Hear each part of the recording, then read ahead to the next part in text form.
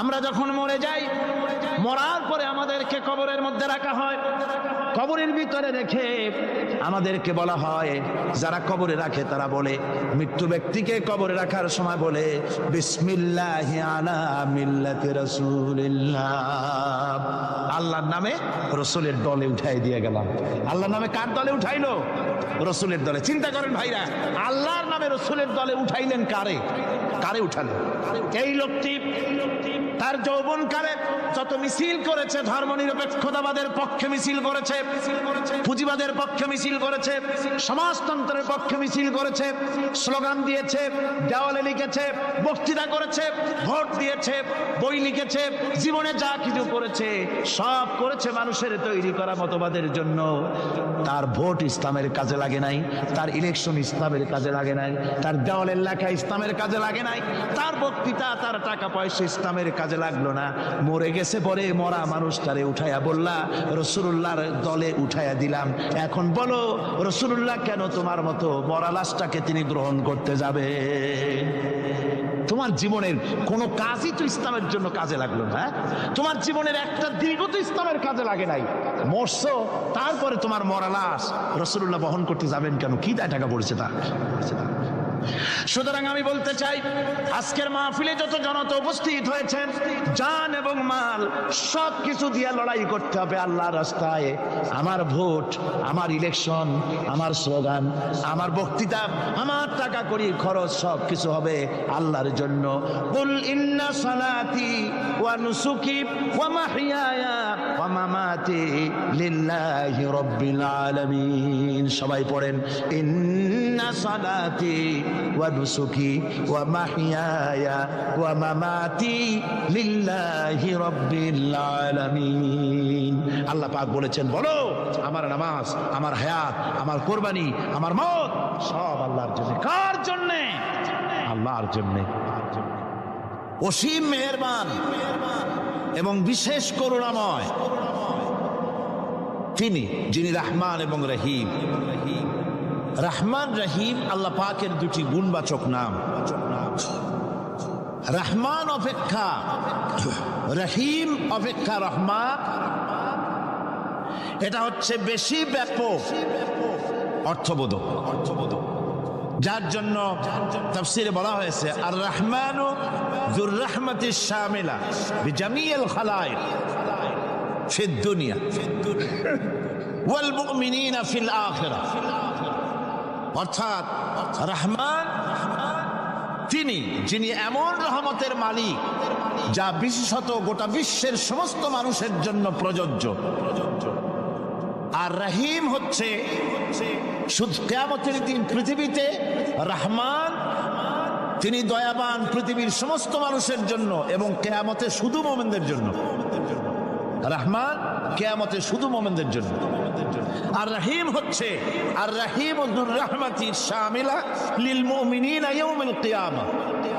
রহিম হচ্ছে শুধুমাত্র কিয়ামতের দিন আল্লাহ রাব্বুল আলামিন শুধু মুমিন লোকদের জন্য এই বিশেষ দয়া কিয়ামতের দিন করবেন।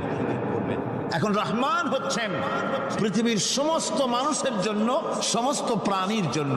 তার দান থেকে কেউ বঞ্চিত থাকবে না, সকলের জন্য তার দানের দরজা অবারিত, উন্মুক্ত। এই পৃথিবীর বুকে আমরা দেখতে পাই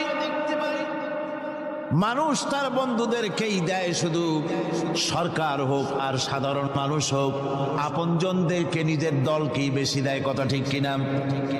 নিজের দলের প্রতি, আত্মীয় স্বজনের প্রতি স্বজন প্রিয়তা মানুষের শরীরের ভিতরে রোগ হিসাবে কাজ করে, আর এভাবে করে নিজের দল আর আত্মীয় স্বজনকে বেশি করে সুযোগ সুবিধা দেয়। শত্রুকে কেউ দেয় না, শত্রুকে কেউ ডেকে ডেকে কোনো জিনিস দিতে চায় না বা দেয় না। আল্লাহ রাব্বুল আলামিন এমন রহমান, এমন দয়াবান, এমন মেহেরবান, যারা তার ইবাদত করে, যারা তাকে স্বীকার করে, আল্লাহ বলে তাকে যারা সেজদা দেয় আল্লাহ পাক তাদেরকেও দেন।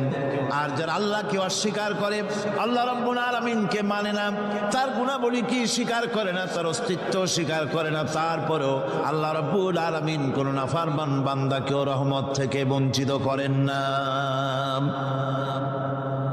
সে যেই হোক, বেনামাজি হোক, মুরতাদ হোক, নাস্তিক হোক, তারপরে আল্লাহর অনুগ্রহ থেকে সে বঞ্চিত থাকে না। কথা ঠিক কিনা? বরং এটাই আমরা দেখি, নামাজি দিনদার পরেজগার মানুষ তার বরং কম থাকে, সে বরং কম পায়।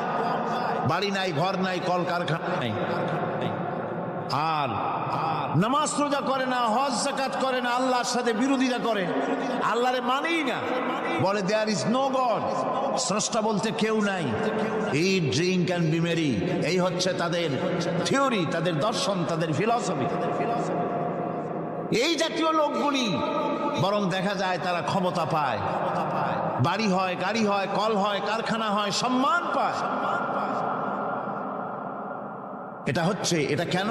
এর কারণ হচ্ছে আল্লাহ রাব্বুল আলামিন এই পৃথিবীর কোনো মূল্য দেন না। এই পৃথিবীর মূল্য যদি আল্লাহ পাকের কাছে একটা মশার দানার তুল্য যদি হতো, আল্লাহ পাক বিদ্রোহীদেরকে, কাফেরদেরকে এক ঢোক পানি আল্লাহ পাক গিলতে দিতেন না। এবার চিন্তা করেন, আল্লাহর ব্যাপারে যে দৃষ্টান্তটা দেওয়া হয়েছে, দৃষ্টান্তটা কত গুরুত্বপূর্ণ। মশার দানার তুল্য, মশার দানার তুল্য এই পৃথিবীর দাম নাই আল্লাহর কাছে। আপনাকে যদি কেউ 10 লক্ষ মশার দানা বহু কষ্ট করে জোগাড় করিয়া যদি কেউ দেয়, তাহলে আপনি কয় টাকা দিয়ে কিনবেন? 4 পয়সা দিয়েও একজনে বলছে 4 পয়সাও দিবে না। তাহলে বোঝেন এর কোনো মূল্য নাই। একটা মশার ডানার তুল্য মূল্য আল্লাহ পাক এই পৃথিবীর দেন না, যার কারণে অবারিত উন্মুক্ত হস্তে আল্লাহ পাক সমস্ত মানুষের জন্য, প্রাণী জগতের জন্য তিনি করুণা করেছেন সকলকে। এই করুণাময় রহমান আল্লাহ পাক, তিনি গুনাহগারদেরকে, যারা আল্লাহ পাকের ফরমাবরদারি করতেছে, তাদেরকে সকলকে আল্লাহ পাক সমানভাবে তার জিনিসগুলিকে তিনি দিয়ে দিচ্ছেন। এটা হচ্ছে রহমান। আর রহিম হচ্ছে, হাদিস শরীফে বলা হয়েছে, আর রহমানু রহমানুদ দুনিয়া ওয়াল আখিরাহ, আর রহিম রহিমুল আখিরাহ। মোমেন রহমান তো শুধু আল্লাহ পাক দুনিয়া এবং আখিরাতের জন্য, আর রহিম শুধুমাত্র আখিরাতের জন্য। আবার কোন কোন আয়াতে বলা হয়েছে যে আল্লাহ পাক দুনিয়ার মানুষের জন্য রহিম। একটি আয়াতে ভাবে বলা হয়েছে, হুয়াল্লাযী ইউসাল্লি আলাইকুম ওয়া মালাইকাতুহু লিয়ুখরিজাকুম মিনাজ যুলুমাতি ইলান নূর ওয়া কানা বিল মুমিনিনা রহিমা। সে আল্লাহই তোমাদের প্রতি রহম করেছেন, রহমত নাজিল করেছেন, এবং তার ফেরেশতাগণ এই উদ্দেশ্যে যে তোমাদেরকে তিনি অন্ধকার থেকে আলোর দিকে বের করে নিয়ে আসবেন। আর তিনি হচ্ছেন মুমিনদের জন্য রহিম, অত্যন্ত দয়াবান। আরবি ভাষায় আর রহমান অন্তর্জগতের এমন একটি নম্র উচ্ছ্বাসিত অবস্থার প্রতি ইঙ্গিত করে, যার ফলে তার স্বতঃস্ফূর্তভাবে নিজের থেকেই মহানুভবতা এবং প্রীতি ও মহব্বতের ইচ্ছার বহির্প্রকাশ ঘটে। তাই রহমতের মধ্যে আছে স্নেহ, আছে প্রীতি, আছে অনুগ্রহ। আল্লাহ পাকের রহমতটা কি জিনিস? সেটা হচ্ছে রহমতি ওয়াসিআত কুল্লা শাই, আমার রহমত দিয়ে সমস্ত জিনিসকে ঢেকে রাখা হয়েছে। প্রত্যেকটি জিনিসের ভিতরে আল্লাহ পাকের রহমত রয়েছে। রহমত ছাড়া এই পৃথিবীতে মানুষের চলার কোনো পথ নাই। সমস্ত ব্যাপারই আল্লাহ পাকের রহমত আর রহমত। তাবৎ সৃষ্টির দিকে যদি আমরা তাকাই, আল্লাহ পাকের সৃষ্টি জগতের দিকে তাকাই, সেখানে আল্লাহর এই করুণা ছাড়া আর কিছুই দেখা যাবে না। কোরআনে কারিমে বলা হচ্ছে, ওয়াসাখখারা لكم ما في السماوات وما في الأرض جميعا منه إن في ذلك لآيات لقوم يتفكرون আকাশ ও পৃথিবীতে যা কিছু আছে তা সব কিছুই আল্লাহ রাব্বুল আলামিন মানুষের তো করে দিয়েছেন। যেভাবে পারো সেভাবে তাকে কাজে লাগাও। সমস্ত জিনিসকে আল্লাহ পাক মানুষের অনুগ্রহ করে দিয়েছেন, তার খেদমতের জন্য, তার কাজের জন্য তৈরি করেছেন, মানুষের কাজের জন্য। সাখারা শব্দ দিয়ে বোঝানো হয়েছে সকল বস্তুই মানুষের অনুগত, মানুষ যেন তা দিয়ে তার নিজের কাজ সম্পাদন করতে পারে।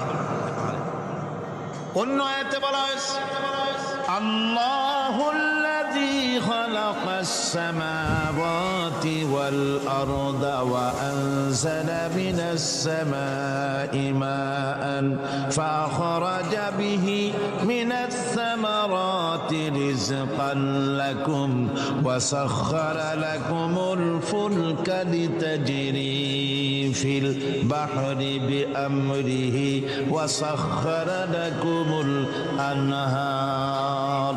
আল্লাহ রাব্বুল আলামিন তিনি আকাশ সৃষ্টি করেছেন, জমিনকে সৃষ্টি করেছেন এবং আকাশ থেকে পানি বর্ষণ করেছেন, তা দিয়ে ফসল উৎপাদন করেছেন। এই ফসলের পিছনে আল্লাহ পাকের কি বিরাট রহমত কাজ করতেছেন আপনি লক্ষ্য করেন। কাদার ভিতরে কর্দমাক্ত জমিনের ভেতরে আপনি বীজ বপন করেছেন, কর্দমাক্ত জমিনের ভেতরে বীজ বপন করে বাড়ি গিয়ে আপনি ঘুমিয়ে আছেন। আল্লাহ পাকের রহমত, তার কুদরত, ওই বীজ থেকে পাতা উদ্গত করে দিয়েছেন, শিকড় মাটির ভেতরে চলে গিয়েছে, পাতাগুলি নরম, সবে পাতাগুলি গজিয়েছে, সূর্যের তাপে পাতা মুষড়ে পড়ে গিয়েছে। বিকেল বেলায় সারাদিন সূর্যের প্রখর তাপ লেগেছে। মানুষকে খাওয়াবার জন্য আল্লাহ রাব্বুল আলামিনের কি বিরাট রহমত কাজ করতেছে লক্ষ্য করুন।